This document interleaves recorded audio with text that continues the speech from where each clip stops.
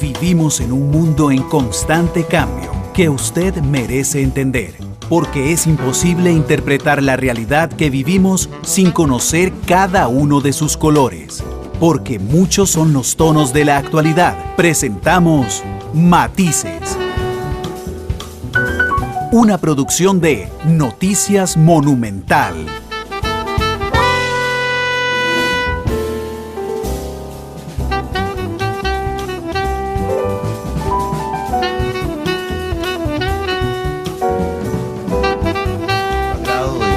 Votar en primer debate, que fue el de protección, la ley de protección animal en primer debate, y que había estado por mucho tiempo ahí dando vueltas, pues a nosotros nos toca en estas primeras 3 semanas que han sido para nosotros muy productivas el tema de la ley de protección animal. Que por cierto, la ley de bienestar animal tiene algunos elementos interesantes. El lunes justamente que estaba aquí el director del OIJ, don Walter Espinosa, dijo: necesito 4.500 millones de colones de mi presupuesto para ejecutar la ley. El martes tuvimos un timing particularmente provechoso para nosotros, tuvimos a don Carlos Chinchilla, le puse las declaraciones de don Walter y me dijo: ok, bueno, vamos a pensar qué hacemos, y le dije: bueno, tienen que pensar rápido porque los diputados decidieron no llevar esto a consulta constitucional. Se ha acercado, sé que lo vio ese día en esa foto que ha dado vuelta en las últimas horas, sé que ha visto a don Carlos Chinchilla posteriormente. ¿Han hablado de este tema? No hemos hablado del tema. Sí, se podría hacer algo, porque es que, digamos, entiendo la importancia de la ley, pero el grito de ayuda del OIJ es importante en un momento coyuntural muy complicado. Yo creo que es un buen momento, ahora antes de que podamos votarla en segundo debate, pueda haber un acercamiento con don Carlos Chinchilla y ver la posibilidad de cómo ellos van a hacer con el tema del presupuesto. ¿Cuándo tienen previsto votarlo en segundo debate? Bueno, lo que con el segundo debate estamos esperando las consultas, porque se publicó y se mandó a consultar, estamos esperando las consultas, y una consulta obligatoria es el Poder Judicial. Esperamos a ver qué dice el Poder Judicial con el tema este. Oficialmente.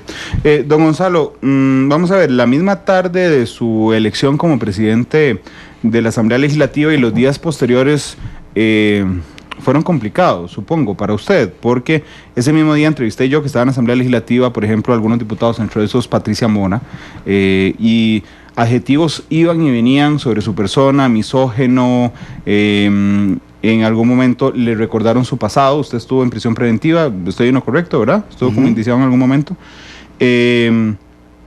Quiero hablar primero con el hombre y ahorita con el presidente de la Asamblea Legislativa. ¿Le lastimó esas primeras horas como persona de la presidencia en la Asamblea Legislativa, Gonzalo? Vamos a ver, hay algunos epítetos y calificativos que ellos dijeron que yo los respeto, pero que no merezco. Y fue parte de lo que uno como ser humano y como familia vive, ¿verdad? En mi vida, hace casi 20 años ya, pasé por un proceso legal que a mí me dolió mucho. Salimos en una instancia media del proceso con un sobreseimiento, una prueba grafotécnica que dijo que yo no había falsificado ninguna firma, y mi hoja de antecedentes penales está completamente limpia, sí, de toda mi vida. Cosas que han dicho los compañeros del Frente Amplio, doña Patricia, a quien le tengo un enorme respeto, son epítetos que no merezco y que creo que se dan también al calor de un 1 de mayo que fue un poquito largo.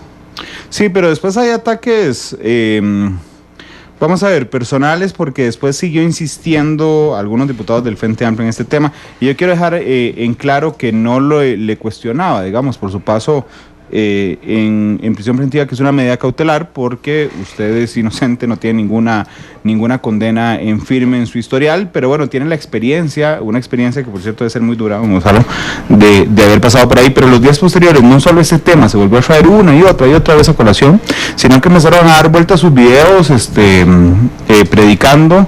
Hay uno donde usted dice: yo toda la palabra como 10 veces, y disculpen, eso me ha hecho una gracia tremenda cada vez que digo, bueno, usted tiene la palabra, como dice don Gonzalo, digo yo, y bueno, misógeno le han dicho, y le han usado otros epítetos, no solo al calor del 1 de mayo, es que la siguiente semana empezó a dar vueltas algunos aspectos de su personalidad, como es la prédica, y quisiera saber si eso le lastimó y si eso le pudo haber generado alguna afectación personal en las primeras semanas. Bueno, como se lo dije antes, Randall, yo creo que hay algunos epítetos que ellos dijeron que no merezco. Usted no se considera misógino. Por supuesto que no. Tengo una esposa a quien he respaldado para que pues pueda tener 2 profesiones, trabaje, una familia, una madre, hermanas, gran cantidad de mujeres con las que he trabajado en temas de emprendedurismo dentro del sector cristiano, y por supuesto que no. El tema de la prédica, digamos, no necesariamente la prédica que se ve en los videos, sino el tema de predicar en términos generales, se ha dado para chota, se ha dado para nuevamente poner sobre la mesa la discusión entre política y religión. ¿Qué le parece ese aspecto en particular, don Gonzalo? Bueno, es parte de lo que en algún momento he hecho en mi vida, que es dar no solamente prédicas, sino conferencias a nivel cristiano, de liderazgo cristiano, y es parte de lo que en mi vida hemos hecho, y no me avergüenzo de haberlo hecho. ¿Pero le parece un golpe bajo?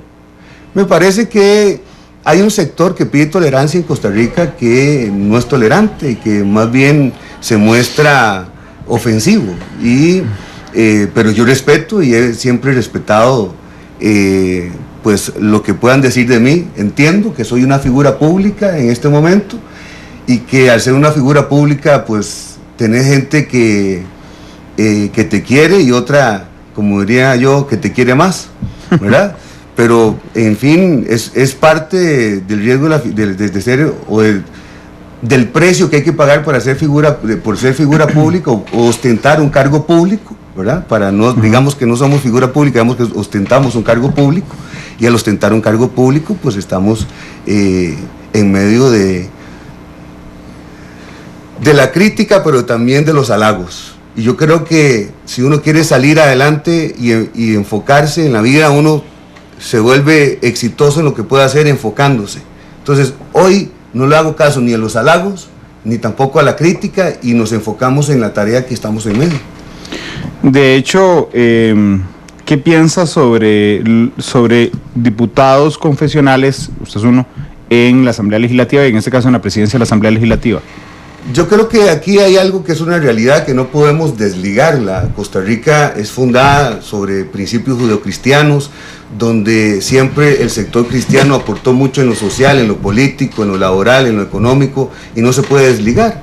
Y al no poder desligar, pues hay gente que dentro de la Asamblea Legislativa, usted si busca, encontrará igual. No sé a quién he entrevistado estos días, escuché a don Mario Redondo. Bueno, ¿por qué don Mario Redondo es evangélico también? ¿Por qué no le dicen evangélico? O cuando se estuvo hablando de don Otón Solís, ¿por qué le dicen católico, Otón Solís? O sea, yo creo que cada uno de nosotros tiene creencias firmes y donde se construyen principios y valores, y eso es parte de la vida de no solamente de uno como persona, sino de esta sociedad a lo largo de mucho tiempo. En la Constitución Política, los requisitos para ser presidente de la República, supongo los conocerá bien, hay uno que es ser del Estado seglar. Cuando hablamos en temas jurídicos costarricenses, y la Sala Constitucional lo dejó claro en las últimas horas, es que ser del Estado seglar es no ser sacerdote católico. A donde quiero llegar es que un sacerdote católico no puede ser presidente de la Asamblea Legislativa, y quiero preguntarle con su visión si esa restricción constitucional le parece discriminatoria. Yo creo que la sala ha sido clara con el tema. Yo respeto, y hay una diferencia muy grande entre la organización protestante y la organización católica, apostólica y romana, donde se tiene que respetar. Por ejemplo, yo no soy, ni he sido nunca pastor principal de ninguna iglesia. He participado en equipos de pastores y en temas de liderazgo, pero siempre mi trabajo fuerte ha sido en tema de una organización que se llama Visión Empresarial, que hace trabajo de capacitación para emprendedurismo dentro del sector cristiano. Entonces, digamos, lo que me quiere decir es que, por ejemplo, en la estructura católica romana, ¿verdad?, los sacerdotes católicos deben obediencia a una estructura religiosa que usted no se la debe. Así es. Ni la tenemos. En general. En general. Entonces le parecen dos casos diferentes. Completamente Pero diferentes. entonces no le parece discriminatoria, ¿está de acuerdo con esa restricción constitucional? Estoy de acuerdo con que al final se está respetando lo que dice la Constitución política, porque tenemos un sacerdote en la Asamblea Legislativa. Sí, no, estoy de acuerdo, pero digamos, no puede presidirla por la restricción de la Constitución política. Entiendo que usted es respetuoso de los votos de la Sala Constitucional, yo también, y soy respetuoso igual que usted de la Constitución política, pero eso no nos priva de opinar. Por eso quiero saber si usted está de acuerdo con esa restricción de que un sacerdote católico no pueda presidir la Asamblea. Digamos que respeto lo que ha dicho la Sala. Pero está de acuerdo, Gonzalo, ¿le parece discriminatorio? Ahí le basta el sí o no. Pues yo creo que al final lo que yo sí estoy claro es que respeto y hemos respetado lo que dice la Sala, y no puedo decir que sea discriminatorio o no, porque no conozco el detalle de la organización de la Iglesia Católica. En mi vida he sido protestante toda mi vida, y sí le puedo decir cuál es la organización protestante, donde no hay una esfera de gobierno, donde no se depende de una sola persona, sino que son organizaciones independientes. Déjeme contarle lo que yo intuyo. Yo creo que usted no quiere comprometerse a decirme que no le parece discriminatorio, pero en sus palabras me parece que a usted le parece correcta la restricción. No, una vez más, Randall, yo creo... Yo soy insistente, don Yo sé Gonzalo. que sí, yo creo lo que te dije antes es sencillo. Hay una diferencia en la organización protestante, en la organización de la iglesia oficial de este país, y creo y respeto lo que ha dicho la Sala y el voto que tiene la Sala. Claro, pero está bien, eso se lo comprendo las 3 veces ya que me lo dijo y las 3 veces que se lo pregunté. Pero en cuanto a si le parece esa restricción, si estuviera en sus manos, ¿usted cambiaría esa restricción? Tendría que ver el detalle. Don Gonzalo, voy a volver un segundo al pasado, que entiendo que es doloroso, no lo quiero explotar mucho, que es el tema ese de que usted pasó en un proceso judicial del cual salió inocente en prisión preventiva, para preguntarle lo que pasó con la feria de las últimas horas y su opinión. Había una feria de privados de libertad en el Boulevard de la Asamblea Legislativa. Obviamente usted sabe el detalle, quiero contárselo a nuestros oyentes y televidentes.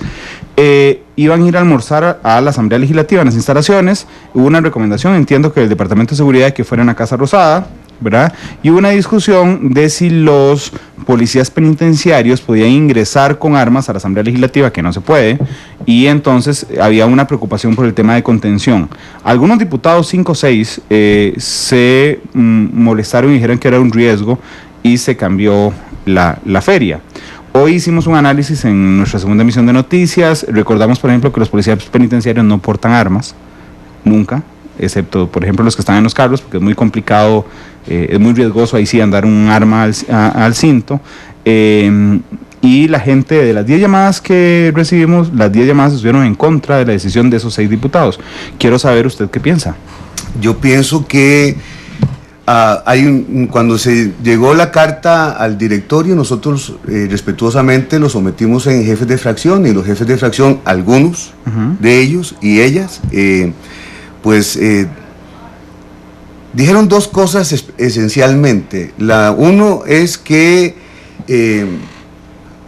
el que cada uno de los privados de libertad llegue a la Asamblea Legislativa tiene que entrar con 2 custodios. Lo que yo entiendo, no estoy absolutamente claro, lo que yo entiendo es que los custodios, cuando acompañan a un privado de libertad al hospital o a algún lugar donde tienen que ir, sí usan armas. Sí, el que se queda afuera, el que lo acompaña en su hospital no usa arma, Okay. porque es muy riesgoso. Entonces, lo que ellos estaban diciendo, por lo menos la recomendación que da la jefa del Departamento de Seguridad, es que sí, ellos iban a entrar con armas a la Asamblea Legislativa, y que la Asamblea Legislativa normalmente nadie, ni aún los policías de fuerza pública entran con armas de fuego a la Asamblea Legislativa. Lo otro que dijo la recomendación de la jefa de seguridad es que el almuerzo iba a ser en el salón de beneméritos, lo que era muy cercano al plenario legislativo,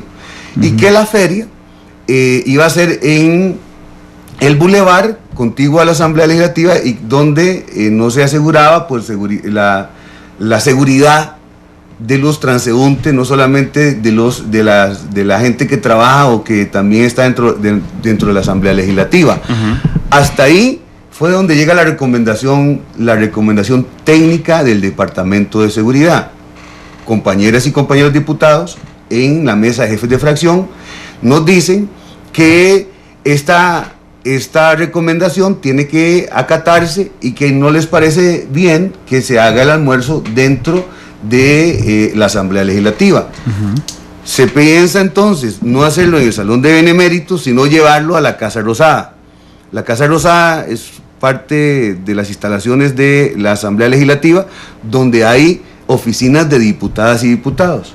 Una diputada que está en Casa Rosada pues manifiesta que a ella nadie le consulta y que no, pues lo ve bien que lo hagan ahí. Algunos otros compañeros respaldan la posición de una jefa de fracción y entonces solicitan que por favor veamos a ver qué podemos hacer para pasar el almuerzo o la comida que iban a tener alrededor de 25 personas. En ese momento en la tarde llega una nota de parte del administrador de la Asamblea Legislativa, don Antonio Ayales, diciéndonos que doña Emilia Molina, quien había solicitado el lugar y el espacio, pues retira la solicitud, que ya no quiere que se haga el almuerzo dentro de la Asamblea Legislativa. Posteriormente, la ministra de Justicia dice que ya va a trasladar la feria al SENAC, pero hay un antecedente, Randall, que es que también quisieron hacer una en Casa Presidencial y que Casa Presidencial también dijo que por temas de seguridad prefería que no la hicieran. También se habló ayer en la mesa de jefes de fracción. Ve, ese detalle no lo sabía. ¿No sabe algún detalle de eso? No lo tengo, eso? Nada más fueron comentarios que se hicieron en la mesa de jefes de fracción, donde también se dijo que anteriormente se quiso hacer una en Casa Presidencial y que Casa Presidencial dijo que por motivos de seguridad era mejor que la trasladaran. ¿Y recuerda quién hizo ese comentario? Es para saber si es de la fracción del gobierno o no. No, creo que fue la misma jefa de seguridad de la Asamblea Legislativa, doña Magali Camacho. Ok, me parece un extraordinario resumen de lo que ha pasado en las últimas horas con esto. ¿A usted le parecía prudente o no hacer la feria dentro de la Asamblea Legislativa? La feria no, el almuerzo dentro de la Asamblea Legislativa. Yo como presidente de la Asamblea Legislativa soy respetuoso de lo que mis compañeros y compañeras pues sugieran. Y recuerde que en la Asamblea Legislativa el presidente es un facilitador. Sí. ¿Verdad? Y al ser un facilitador, pues yo puse la carta y la solicitud en donde tenía que estar, en las jefas y jefes de fracción, y se tomó una decisión donde se pide que se suspenda el almuerzo. Claro, y le entiendo. Yo recuerdo cuando era chiquitillo veía muchos programas de concursos, y había uno donde la gente lo retaban a no decir ni sí ni no, Gonzalo. Me parece que ahí está en ese programa de concursos usted, porque la decisión ya está tomada. O sea, es decir, no hubo decisión. Claro, hubo decisión de doña Emilia de retirar. Sí, eso, pero no hubo decisión no de los jefes de fracción. Así es, ya no tiene incidencia en una decisión. Yo creo que si usted me pregunta a mí qué es lo que usted piensa con respecto a este tipo de ferias de salud, sin que se lo pregunte al presidente de la Asamblea Legislativa, se lo pregunte a Gonzalo Ramírez, le digo que a mí me parece que es una oportunidad de reinserción de los privados de libertad. ¿A usted le parece un riesgo de seguridad haber llevado a estos muchachos a almorzar en la Casa Rosada? Es que eso a mí no es lo que me parece, es que hay una de parte de la jefa de seguridad de la Asamblea Legislativa, yo entiendo lo que hay le una parece doña prevención, Magali. y yo creo que cuando uno está en una institución tiene que respetar la institucionalidad y respetar las sugerencias que hacen los técnicos en los temas, ¿verdad? Porque si usted me dice a mí, Randall, mire, ¿usted está de acuerdo con que el edificio sea así o sea asá? Por ejemplo, para hablar un momento del edificio de la Asamblea Legislativa, pues yo le tengo que decir, yo tengo que atenerme a lo que dicen los técnicos dentro de la Asamblea Legislativa. Yo estoy de acuerdo en un proceso dentro de la Asamblea Legislativa, porque llega directorio en alzada, no sé, en un proceso que se le está siguiendo a alguien de una u otra cosa. no, yo tengo que atenerme a lo que dicen los expertos y los compañeros en los diferentes servicios técnicos que tenemos para que poder tomar una decisión. Ya no tomo una decisión como Gonzalo Ramírez, tomo una decisión como cuerpo colegiado en el directorio, como presidente de la Asamblea Legislativa, como diputado, y tenemos que también respetar un poco las otras opiniones. Si la decisión no hubiera sido, si la solicitud no hubiera sido retirada por Emilia Molina, en esa mesa de jefes de fracción, eso se vota y se decide por mayoría. Lo que pasa es que nadie defendió o sea, lo que te quiero decir es que al final todos los jefes de fracción, excepto uno que no estuvo presente, que estuvo ausente, y uno de sus jefes de fracción estuvieron de acuerdo con la posición de que el almuerzo no se hiciera dentro de la Asamblea Legislativa, por la recomendación de la jefa de seguridad. ¿Me puede decir quién es el que no fue? Don Mario Redondo no pudo llegar. Okay. No, es que lo que quería determinar es esto. Después de que sale ayer la decisión, en algunos medios y algunos diputados han querido centralizar la decisión en solo estos 5 fueron los que se opusieron. Pero por lo que usted me está contando, y es lo que me estoy dando cuenta hoy, realmente todos los jefes de fracción estuvieron de acuerdo en esa posición. Bueno, hay una minuta de ayer con respecto a eso, es un poco larga, pero voy a tratar de hacer memoria sin tratar de... No entra en detalle, lo que quiero saber es que... Pero, por ejemplo, el jefe de fracción del PAC dijo que estaba de acuerdo en que no se hiciera adentro, pero que no podíamos decir que se suspendiera la actividad fuera, porque la verdad es que era fuera de la Asamblea Legislativa y ahí nosotros no teníamos posibilidad. Pero déjeme detenerme ahí un segundo. El jefe de fracción del PAC dice que no le parece el almuerzo dentro de la Asamblea Legislativa. Sí, que estaba de acuerdo en que no se realizara por la recomendación de seguridad. Ok, listo. Ahí tengo el del PAC. Ajá.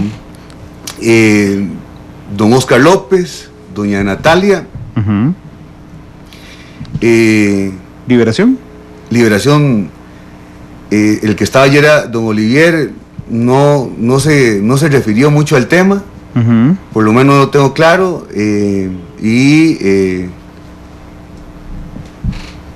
don Fabricio también estuvo de acuerdo, don Abelino estuvo de acuerdo en que se respetara la recomendación del Departamento de Seguridad. Si usted le tocara votar, ¿qué hubiera votado? Entre nos. Yo creo que yo no voto en jefes de fracción. No lo sé, por eso le dije, si le hubiera tocado votar, ¿qué vota? Es que no voto, porque los que votan son los jefes de fracción. Yo solamente soy un facilitador en la mesa. ¿Le da miedo comprometerse con alguna de las respuestas? No me da miedo comprometerme. Lo que sí tengo claro es que mi función como presidente de la Asamblea Legislativa no es una función de facilitador, entonces trato de estar enfocado en esa función. Pero ya pasó.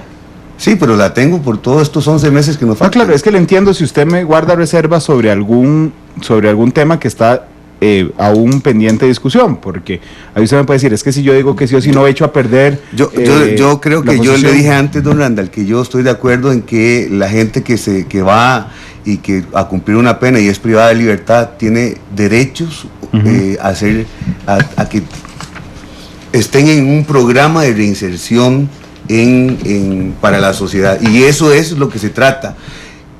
No tengo claro si el tema de la feria o no está bien dirigido, está con respecto a reinsertar a estas personas privadas de libertad a una segunda o tercera oportunidad a las calles, ¿verdad?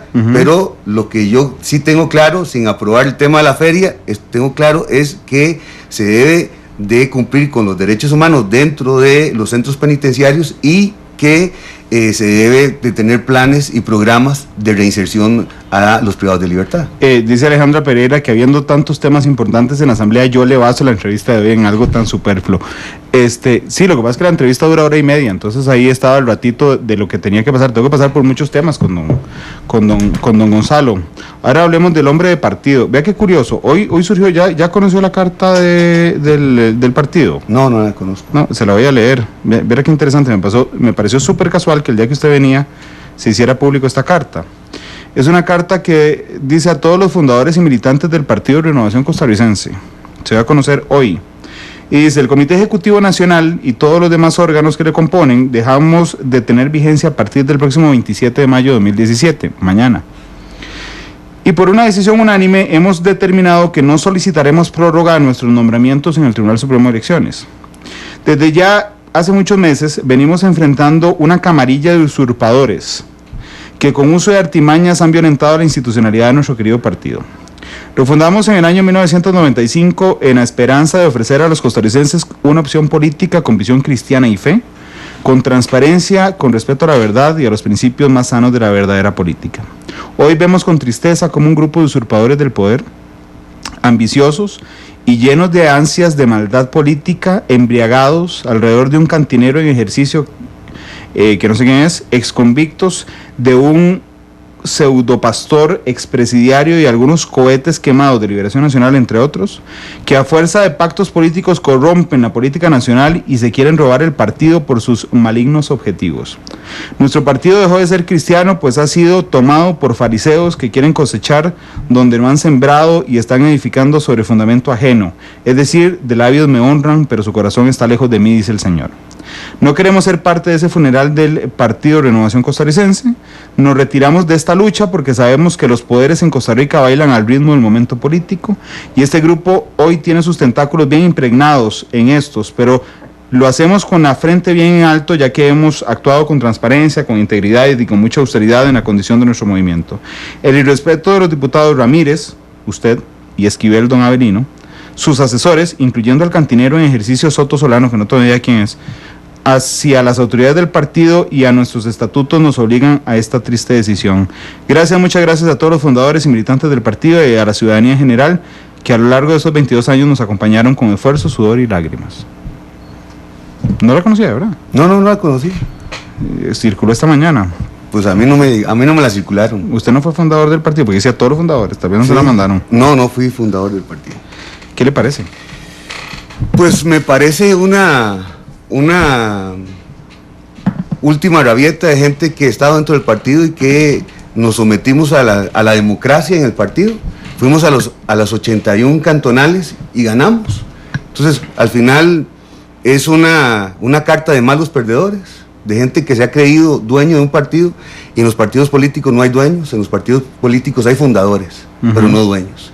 Y hemos ido a construir a lo largo y ancho de este país el Partido de Renovación Costarricense, donde se han sumado gente y lo hemos abierto para que participe gente con principios y valores cristianos, evangélicos y católicos, y han atendido a la solicitud, y muchos se han acercado y muchos han respaldado el trabajo que hemos hecho hasta el día de hoy. Un trabajo serio, un trabajo transparente, un trabajo con acuerdos sobre la mesa.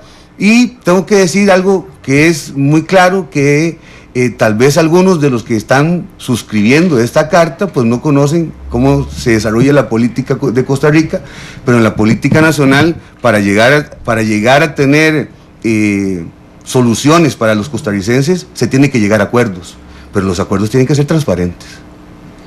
¿Quién habrá escrito? ¿Justo Orozco? No tengo la menor idea. Lástima que no puso ahí otras cosas que él sí normalmente podía poner, pero yo no tengo más que decir que es una carta de un grupo muy pequeño del Partido de Renovación Costarricense, que ya perdió todas las cantonales de nuestro país y que más bien han tratado de hacer cosas que no son legales, ¿verdad? Y lo tanto es así que hemos presentado los recursos de amparo electoral y los hemos ganado. Por ejemplo, a mí hace, en noviembre del año pasado me expulsaron del partido. Don Randall, pregúnteme cuál fue la causa. No la sé. Pregúnteme si tuve algún debido proceso. No lo tuve. ¿Cuál fue mi pecado? Bueno, yo creo que fue uno solo: decirle a don Justo Orozco que me parecía que tenía que separarse de la presidencia mientras que resolvía su tema judicial. Pero usted sigue siendo miembro del partido. Así es. Pero explíqueme una cosa, realmente no entendí. Además, regáleme el vaso para servirle refresco porque sé que lo tomé de sorpresa con la carta. ¿Esto qué significa? No significa que el partido deje de existir. Cuando ellos dicen le pedimos al Tribunal Supremo de Elecciones que no nos... Eso significa que la intención de ellos, porque perdieron las cantonales de todos los 81 cantones, porque cuando eso no teníamos los 82, ¿verdad? Es una intención de que el partido no termine con la renovación de estructuras. Pero nosotros ya hemos solicitado al Tribunal Supremo de Elecciones, porque ya se hizo la provincial de Cartago, ya se hizo la provincial, se hace mañana, sábado, la provincial de Limón, el próximo, de este domingo en 8, se hace la provincial de Punta Arenas, y estamos diciéndole al Tribunal Supremo de Elecciones que ya hay nuevas estructuras y que esas nuevas estructuras pues entonces le den la posibilidad de seguir convocando las siguientes provinciales y la nacional. Déjeme, porque el partido no es muy mediático, Gonzalo, entonces realmente le agradecería si me ponen autos. Hay dos facciones dentro del partido, ¿verdad? Una, la que dirige Don Justo, y otra donde se han incluido ustedes, Don Avelino y usted como diputados. Los que ganaron las distritales, los que han ido ganando la renovación de estructuras, es la facción de ustedes, ¿es correcto? Así es. Ok, Don Justo lo que no quiere es admitir que ustedes han ganado, porque se siente dueño del partido, según entendió usted. Ustedes han ganado los recursos de amparo electorales. Así es. Okay. Entonces, lo que le parece que es esta estrategia de hoy es decirle al partido, decirle al Tribunal Supremo de Elecciones que no se han renovado las estructuras. Pero la facción de ustedes le van a insistir al tribunal en que sí están renovadas y que son ustedes. No tenemos que insistirle porque, digamos, en todas las cantonales participó el Tribunal Supremo de Elecciones como garante. Como garante y supervisor de lo que pasa ahí. En la provincial de Cartago también participó. Entonces, y están solicitadas las asambleas provinciales de Limón y de Punta Arenas, donde ellos son los que las autorizan y las van y son garantes o supervisan de qué es lo que pasa ahí, ¿verdad? Entonces al final lo que entiendo es que es una carta de gente que perdió credibilidad a lo largo de muchos años, que perdió el norte, que perdió la estrategia, que perdió el que fuesen reconocidos como representantes del sector, ¿verdad? Hoy la gente pues valora lo que hemos hecho, lo que hemos construido, muy diferente a lo que se ha construido, por lo menos de mi parte, en otros cuatrenios. Pero les están haciendo a don Avelino y a usted la vida de cuadritos, desde la facción de Justo Orozco. Sí, pues así ha sido, y nosotros siempre hemos tratado de por lo menos estar cercanos, sin que eso ofenda, pero le quiero decir algo.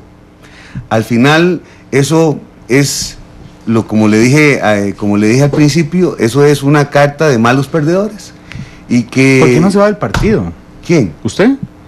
Porque no le hagan vida de cuadritos, hay muchos partidos. Porque hay mucha gente dentro del partido, porque hay mucha gente que ha construido, que ha querido construir y que estoy respetando ahí, pero al final también creo que hay que dignificar los partidos cristianos y había que uno de todos tenía que pagar el precio, y ese lo estoy pagando yo. Bueno, es probable, pero vamos a ver, si Justo Orozco se cree el dueño del partido,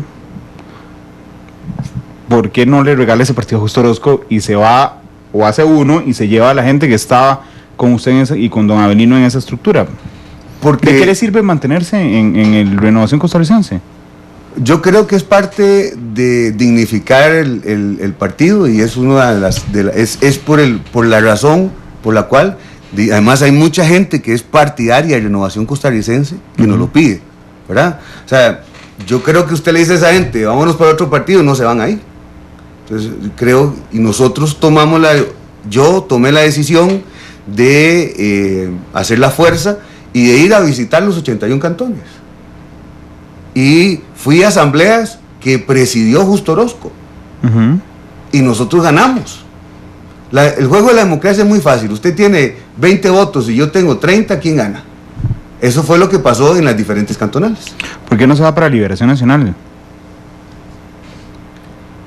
¿Y por qué no me voy para la Unidad Social Cristiana?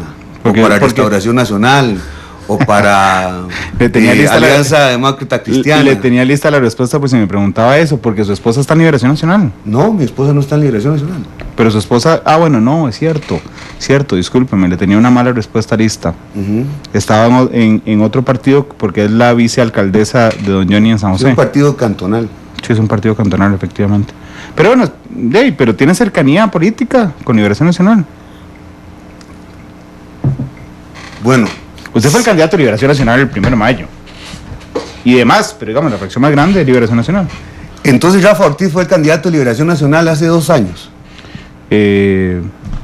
Bajo lo que le estoy diciendo, podría haber sido también el candidato de Liberación. Fue el candidato de Liberación Nacional, el candidato del PUSC y el candidato de algunos otros partidos. Así es, entonces lo que usted está diciendo es lo que yo creo correcto. Bueno, lo que creo correcto es que con los votos de Liberación Nacional nadie llega a ser presidente de la Asamblea Legislativa, pero sin los votos de Liberación Nacional tampoco se llega a muy lejos. Entonces, aquí lo que hay es un acuerdo en el segundo año legislativo, y es un acuerdo de un grupo llamado la Alianza Opositora, donde el acuerdo es: el primer año va a ser el Partido Unidad Social Cristiana, el segundo año va a ser el Partido Liberación Nacional y el tercer año va a ser un minoritario. Claro, pero siguiendo las palabras de don Mario Redondo, creo que fue el que escuché decir esto, si no lo corrijo ahorita.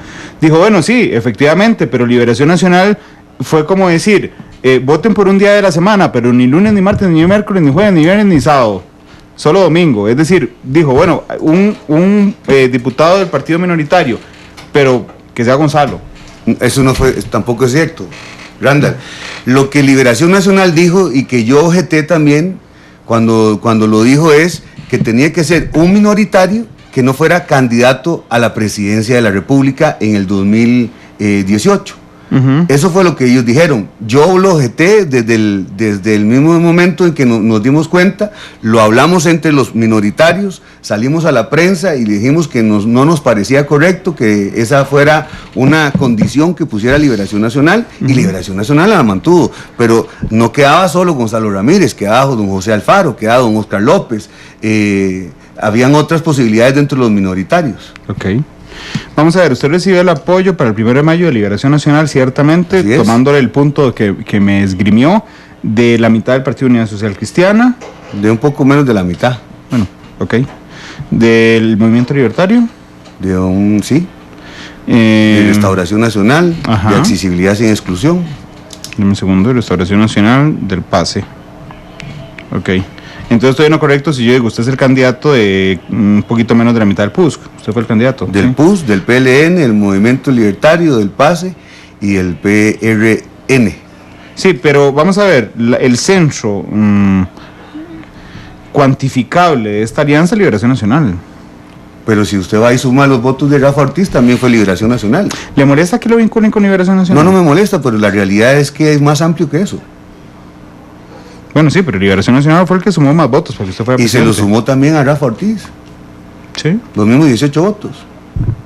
Y se lo sumó a Antonio Álvarez de Santi, y el PUS entró en la negociación en el segundo año ofreciendo los votos en blanco para que don Antonio Álvarez de Santi fuera presidente. Quien, por cierto, yo tengo una duda. Había dicho que usted era su mano derecha, después aclaró que se refería a la derecha porque se sentaba a la derecha en el directorio. ¿Cuánta es su cercanía realmente con Antonio Álvarez?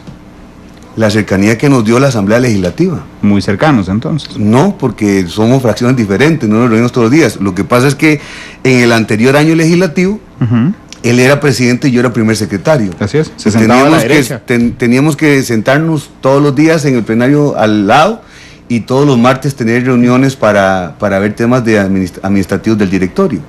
Claro, pero yo ahí en las sesiones los veo muy, muy concentrados como para estar hablando. Casi no se habla ahí en el directorio. Cuando usted preside, casi no habla con la gente que está a la par. Digo, no por pedante, sino porque la dinámica legislativa lo obliga a poner atención. ¿No tenían relación fuera del directorio? ¿Fuera del directorio de la Asamblea Legislativa? Sí, fuera del directorio de la Asamblea Legislativa. Una relación normal como la que he tenido con otros compañeros y compañeras de la Asamblea Legislativa. Déjeme ir a una pausa comercial, porque me extendí un poco en esta primera parte, don Don Gonzalo, y regresamos. Yo el otro día que lo entrevisté por teléfono le pregunté si había un acuerdo. Si usted estuvo en una reunión en Casa Presidencial, fue tajante, me dijo no. Pero quiero explorar un poco la polémica que se ha armado después de eso. Son 2 pausas comerciales. En la segunda pausa, don Gonzalo tendrá que escoger la canción de cierre hoy de Matices. 2:43, vamos a la pausa y ya volvemos.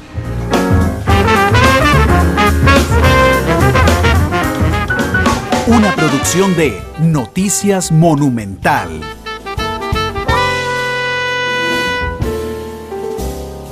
Buenas tardes con 46 minutos. Estamos con don Gonzalo Ramírez, es el presidente de la Asamblea Legislativa que nos acompaña esta tarde en Matices.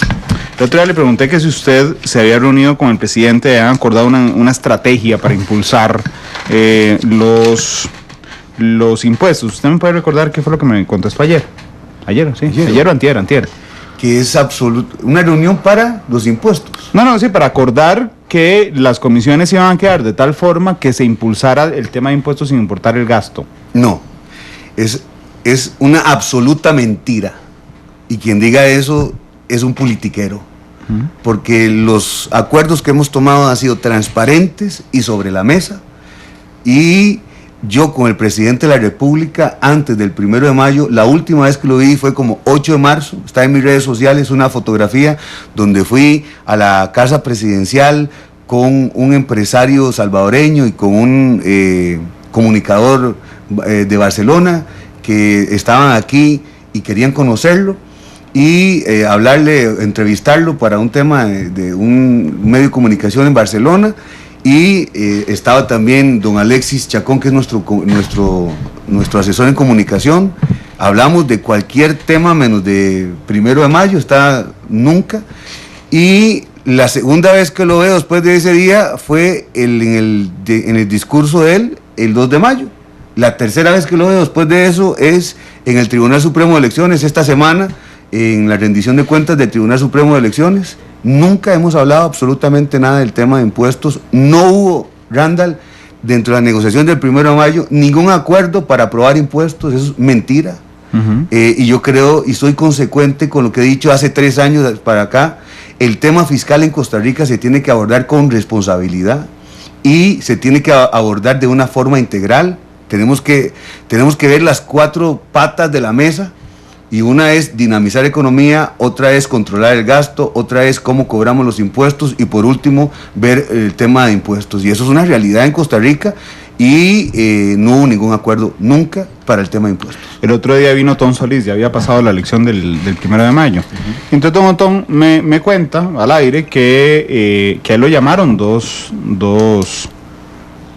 un ministro, el viceministro de Hacienda, Fernando Rodríguez, y no recuerdo cuál era el otro, hay un viceministro más que lo llama, pero bueno, para ofrecerle la ayuda en lo que pudiera hacerse para el 1 de mayo. Entonces cuando él me cuenta, yo le digo, ¿usted no me parece una intromisión de poderes? Y me dice, ups, pues sí, realmente me parece, lo pensó hasta estar aquí. Antes de la elección del 1 de mayo, en esas negociaciones, usted habló por teléfono, por WhatsApp, por donde usted guste, pero ¿tuvo contacto con algún ministro de la administración Solís Rivera? Ninguno, absolutamente ninguno. ¿Viceministros? Ninguno. Nadie del gobierno. Con nadie del Poder Ejecutivo, absolutamente con nadie. Es más, ni con los diputados del Partido de Acción Ciudadana. No, con Sergio Alfaro tampoco. ¿Está incluido? Bueno, le voy a decir algo. Con don Sergio Alfaro no he hablado ni después de que me eligieron el 1 de mayo. ¿Luis Paulino Mora? Luis Paulino Mora, lo he visto... 3 lunes después. Quedémonos antes del 1 de mayo. No, para nada, de ninguna forma. Ok, ahora sí, pasemos al 1 de mayo. ¿Y nadie lo llama a felicitarlo? Sí. ¿De Casa Presidencial? El presidente me llamó el mismo 1 de mayo. ¿Y qué le dijo? Me felicitó, pues, que tenga un año exitoso, que me felicitaba por el nombramiento y que estaba para servir en lo que pudiera servir. Okay. Y no se reunió con don Sergio, lo entendí, después del 1 de mayo, ¿no lo No, lo vi el 2 de mayo, en el discurso del presidente, ahí lo saludé. Es una de las veces que se ve él en la Asamblea Legislativa. Sí, lo saludé y le dije que estábamos para servir, que nos parecía que el gobierno en este último año debería tomar una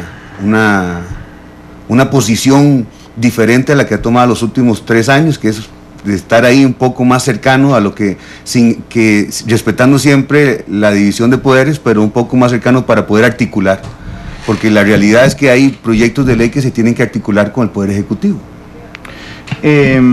¿Con el viceministro Mora? Sí, con los polinos, sí, hemos tenido 2 o 3 reuniones el lunes. Los lunes hago un espacio para que pueda reunirme con él para ver qué es la comunicación que hay de parte de Casa Presidencial, a quien le tengo un enorme cariño y un enorme respeto, a Luis Paulino Mora, pero me parece una vez más, no sé, tal vez un error de Casa Presidencial de no tener esa cercanía, y lo dejo claro, esa cercanía en los temas país, para con la Asamblea Legislativa, para poder solucionar temas que a todos y todas nosotras nos es necesario. ¿A usted le parece que debería estar Sergio Alfaro, el ministro? Me parece que debería ser el ministro de la presidencia que debería estar. Que conste, no me molesta reunirme con Luis Paulino, al final con lo que tenemos vamos saliendo, porque eso ha sido los 3 años anteriores, y eso ha sido los proyectos de ley de la Asamblea Legislativa, en mucho se han construido no por el gobierno. Tampoco voy a decir que el gobierno estuvo ausente, porque también debo reconocer que han estado presentes, pero para mi parecer debería intensificarse en estos últimos casi ya 11 meses y unos días para poder sacar proyectos interesantes, importantes y producentes para Costa Rica. Ahora bien, don Gonzalo, sobre la conformación de las comisiones legislativas, ¿habló con alguien del Poder Ejecutivo? Ninguno. ¿Con quién negoció la integración? Es que es curioso, lo que están acusando es que hubo un acuerdo entre PAC y Liberación Nacional, y lo meten a usted en el medio para conformar las comisiones. Bueno, primero que nada, para el 1 de mayo, el Partido de Acción Ciudadana está apoyando al diputado Tom Solís. Entonces, ¿cómo voy a construir yo un acuerdo? O sea, usemos el sentido común, Randall. ¿Cómo se construye un acuerdo con una fracción que está apoyando a tu opositor? Yo no entiendo cuál acuerdo. Ahora, lo que sí es cierto es que el 1 de mayo no se construyó el tema de las presidencias y las secretarías de las diferentes comisiones, y que posterior a que yo hago la instalación, nombro las 6 comisiones, entonces empiezan a hacer acuerdos para ver quién va a presidir no solamente las comisiones permanentes ordinarias, sino también las comisiones con potestad legislativa plenas. Y eso pasa posteriormente, donde Gonzalo Ramírez no tiene ninguna participación. Pero ayer Marco Vinicio Redondo, el diputado del Partido de Acción Ciudadana, hizo pública una carta en que él decía: no dejo la fracción, pero no respeto las jefaturas de fracciones actuales, porque mientras la mayoría de diputados del PAC apoyaba a Tom Solís y dábamos esa muestra el 1 de mayo de unidad, lo cierto es que un par de diputados negociaban por debajo de la mesa con Liberación Nacional para su presidencia, don Gonzalo, y para la conformación de las comisiones. ¿Usted sabe algo de eso? Eso, por lo menos, para el 1 de mayo, con lo que yo viví y con lo que yo negocié, es una absoluta mentira. Y el mismo jefe de fracción del Partido de Acción Ciudadana, don Javier Cambronero, le dijo que si esa carta, él tenía responsabilidad con respecto a ella, que por favor entonces mostrara las pruebas. Aquí la verdad es que no hay ninguna negociación con ninguna persona del Partido de Acción Ciudadana. El Partido de Acción Ciudadana, y vuelvo una vez más, don Randall, el Partido de Acción Ciudadana tenía un candidato llamado Tom Solís, los 13 votaron por él en la primera, segunda y tercera ronda. Y además, algunos que se han dicho que son contra impuestos, votaron por Tom Solís, que se ha dicho pro impuestos. Entonces también se dicen a la hora de ejercer su voto, porque si yo soy contra impuestos, no voto por alguien que sea pro impuestos. Entonces, al final, esa es la realidad que hay del 1 de mayo. ¿Qué es lo que pasa? Que nadie de los que están ahí, que pues el 1 de mayo no estuvieron en la parte o en el grupo de fracciones que ganamos, pueden entender que no negociamos las presidencias ni las secretarías, como en otros años sí se negociaron. Pero no deja de ser curioso que las presidencias las ocupen o O diputados del PAC o diputados del PLN apoyados entre ellos mismos. Bueno, vamos, económicos. Sí. El PAC. Víctor Morales Zapata. Sí, ¿y quién es el secretario? Gerardo Vargas Varela. De Frente Amplio. Hacendarios. Paulina Ramírez, presidenta. PLN. Jorge Rodríguez, PUS. Jurídicos. PLN, Juan Luis Jiménez Zúcar. Ajá. Y José Alberto Alfaro, Movimiento Libertario. O sea, si está viendo una composición donde está Frente Amplio, Movimiento Libertario, Partido de Liberación Nacional, Partido de Unidad Social Cristiana, donde el mismo, en la elección de hacendarios, el mismo Otto Guevara vota por el PLN. ¿Cuál acuerdo hubo? Rocío Ramos se le enojó por el tema de la presidencia de hacendarios. ¿A quién? A todo mundo, incluyéndolo a usted, le dijo un montón de cosas. Rocío Ramos por la integración de la comisión y posteriormente dijo un montón de cosas por la presidencia de la comisión. Bueno, es parte de lo que ella ha dicho, tratando de enturbiar lo que se pasó el 1 de mayo, pero desde lo que pasó el 1 de mayo, el día antes y posterior, ha sido transparente y sobre la mesa, y han dicho cosas que no pueden comprobar. O sea, si pudieran comprobarlas, uno dice, pero ¿dónde está? Pues yo puedo decir muchas cosas suyas, Randall, pero las tengo que comprobar. Claro, hay tres... Y hay la seriedad del primer poder de la República. No deberíamos ser politiqueros diciendo cosas que no podemos comprobar. Hay 3 diputados dos diputados que han señalado este tema de que hay una estratagema de Liberación Nacional con el PAC. Uno es Mario Redondo y la otra es Rocío Ramos. ¿Por qué lo dicen? ¿Cuál cree que sea su motivación? No tengo no puedo decírtelo por qué. Pregúnteselo a ellos, pero no existe. Por lo menos el 1 de mayo, que en la negociación del 1 de mayo, no hubo ninguna negociación con el PAC. Posteriormente al 1 de mayo, yo creo que lo que ellos no han aterrizado es que en otras negociaciones, en la negociación de Rafa Ortiz, se hizo una negociación también igual, transparente, pero donde se firmó hasta un documento diciéndole a las diferentes fracciones que participaron quién iba a ser presidente y quién iba a ser secretario. En esta última elección no fue así. En esta última elección hubo un acuerdo transparente, hubo un acuerdo sobre la mesa, no se firmó ningún documento y no se le ofreció la presidencia o la secretaría a nadie en ninguna comisión. Fue curioso que no se firmara ningún documento. ¿Sobre qué se basó el acuerdo del 1 de mayo? Sobre el acuerdo que se había tomado con Rafa Hace Ortiz. 3 años. Hace 3 años. Pero simplemente fue eso. Eso fue. O sea, simplemente fue, respetemos el acuerdo de hace 3 años. Respetemos el acuerdo, cumplamos la palabra. Unos cumplimos la palabra, otros no cumplieron la palabra. Y por supuesto que empezamos a ver cuáles eran, o sea, que iban a ser los temas que íbamos a impulsar, cómo lo íbamos a impulsar y cómo íbamos a construir. Don Gonzalo, pero no pesó nada más, no se negociaron agendas. Puestos, usted ha insistido en que no se negociaron puestos.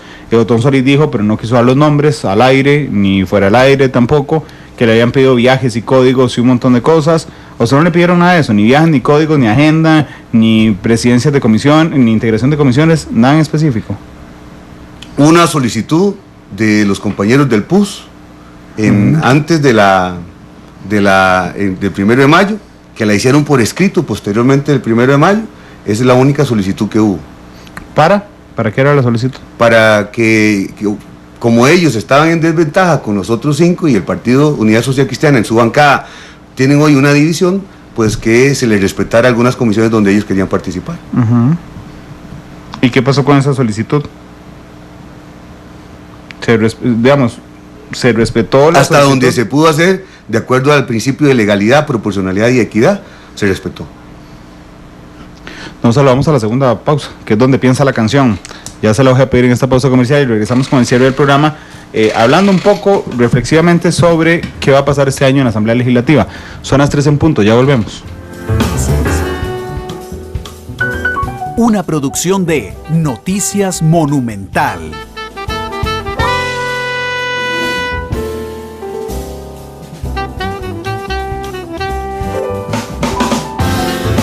3 de la tarde, 5 minutos, regresamos a Matices. Estamos con don Gonzalo Ramírez, presidente de la Asamblea Legislativa, que nos acompaña hoy. Gonzalo, una de las preocupaciones al calor, eso sí, del 1 de mayo, era que se fuera a frenar la agenda de derechos humanos por sus creencias religiosas. Yo le quiero preguntar si este año usted prevé que avancen, independientemente de sus creencias, la agenda de derechos humanos en la Asamblea Legislativa. Lo que sí le puedo decir, don Randall, es que van a seguir su trámite normal en las comisiones donde están, y que en las comisiones donde están ni Gonzalo Ramírez está, ni están otros compañeros de la fracción de lo que hemos llamado en algún momento el bloque cristiano. Ninguno está en esa. Eso de alguna forma usted quiere garantizarle a los críticos. Es que nosotros nunca, desde que entramos el 1 de mayo del 2014 a la Asamblea Legislativa, nunca pedimos estar en comisiones donde esos temas estuvieran. Sí, está bien, pero digamos, esta es una forma suya de garantizarle a los críticos en ese punto que no se van a meter en eso. Nosotros lo que dijimos fue algo muy claro desde el principio, y fue: desde la presidencia, no renunciamos a nuestros principios y a nuestros valores, pero como presidente voy a ser un facilitador del debate. Y ser facilitador del debate, bueno, tengo que decirle algo, don Randall: el presidente de la Asamblea Legislativa no participa en las comisiones. Sí, por supuesto. Entonces, lo que nosotros vamos a hacer es facilitadores del debate. Si uno de esos proyectos llegara a plenario y tuviera que ponerse en discusión, como presidente de la Asamblea Legislativa, lo pongo en discusión, y que se vote, que cada uno de los que tiene que votar, pues lo haga conforme a su posición. Han pasado por estos micrófonos muchos diputados y exdiputados, además evangélicos y de otras denominaciones religiosas. Pero, por ejemplo, le quiero preguntar en lo más personal: ¿a usted le cuesta, o está en una disyuntiva cuando tiene que elegir entre aplicar la Constitución política o aplicar la Biblia, por ejemplo, don Gonzalo? ¿En qué sentido?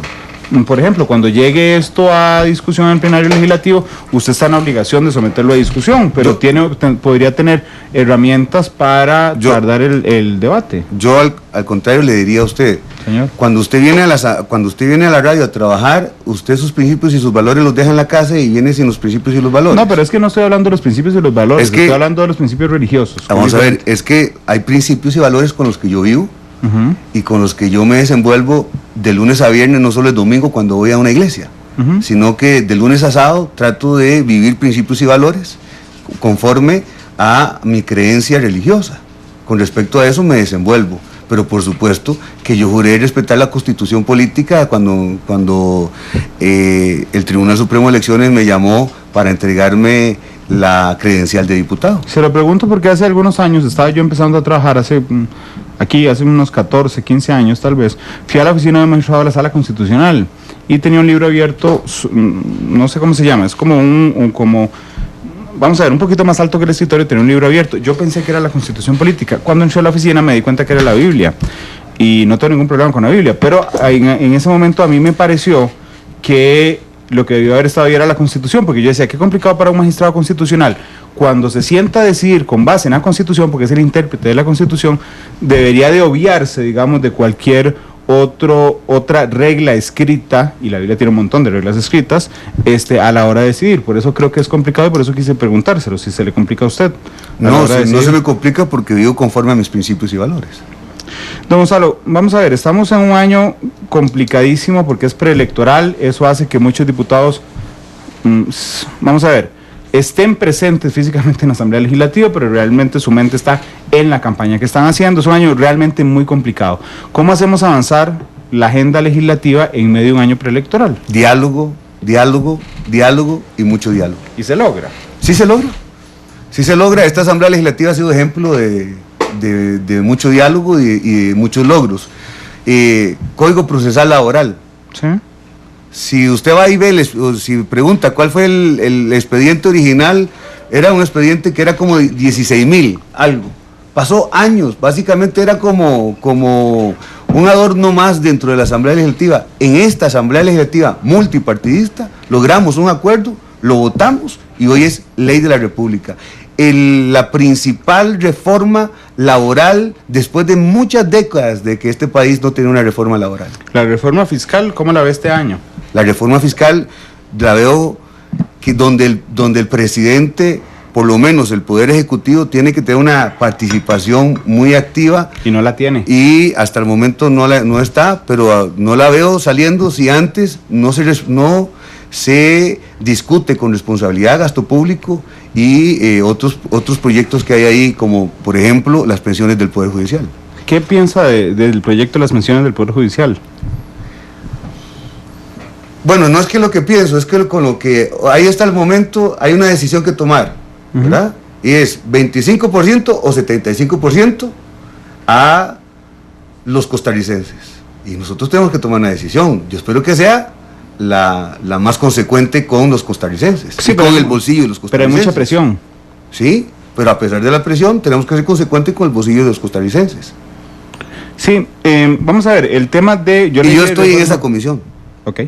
Cuando yo dije en la reforma fiscal, vamos a ver, realmente en esta administración no hay una reforma fiscal como tal. Lo que hay son exactamente un par de proyectos. Algunos van por gasto, otros de IVA sí, hay un par de proyectos. Uno es impuesto convertir impuestos de ventas al IVA, subiéndolo al 15%. El otro es renta, ampliando la base. Digamos que eso es el tema de donde mejoramos ingresos.